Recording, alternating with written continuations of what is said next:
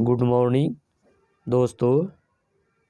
Chapter 2 का geography objective है। इसी तरह क्लास 10th का सभी चैप्टर का ऑब्जेक्टिव आपको मिलेगा। ये आपका अभी ज्योग्राफी का चैप्टर 2 है। जितना भी एनसीईआरटी का ऑब्जेक्टिव क्वेश्चन है, एक एक लाइन में आपका आंसर हम रेडी कर दिए हैं। आप इसे पढ़िए और याद कीजिए। पहला प्रश्न है, चना कौन सी फसल है? चना आपको याद रखना है, यह है रबी फसल। कपास को हम लोग उजला सोना कहते हैं। कपास को हम लोग उजला सोना कहते हैं। जूट को सुनहरा रेशा कहते हैं। जूट को सुनहरा रेशा कहते हैं। भारत में चाय का सबसे बड़ा उत्पादक राज्य असम है। भारत में चाय का सबसे बड़ा उत्पादक राज्य असम है। देश पूछे तो याद रखिएगा चीन, और राज्य पूछे तो असम। चाय के उत्पादन में भारत का विश्व में स्थान है दूसरा।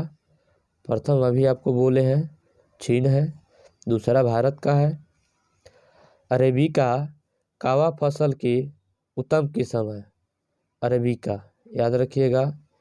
संसार में चावल उत्पादक देशों में भारत का स्थान दूसरा है, यानी पहला याद रखना है चीन है, दूसरा भारत है। गेहूं के उत्पादन में भारत का स्थान दूसरा है, पहला आपको याद रखना है चीन है।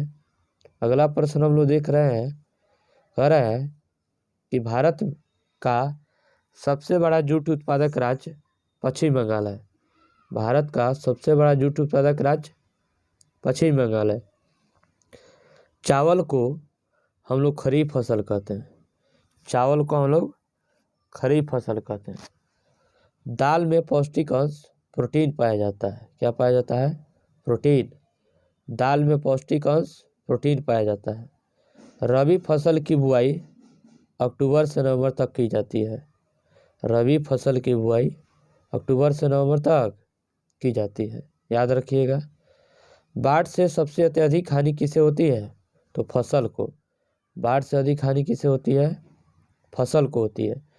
बिहार में जूट उत्पादक में अभी गिरावट आ रही है। बिहार में जूट के उत्पादन में अभी गिरावट आ रही है।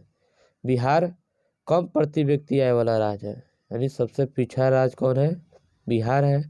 कपास के खेती के लिए सबसे उपयुक्त मानी जाती है काली मिट्टी। अगला हम लोग देखते हैं, खरीफ फसल की बुआई। खरीफ फसल की बुआई जून से जुलाई में की जाती है, और इसकी कटाई अक्टूबर से नवंबर में की जाती है।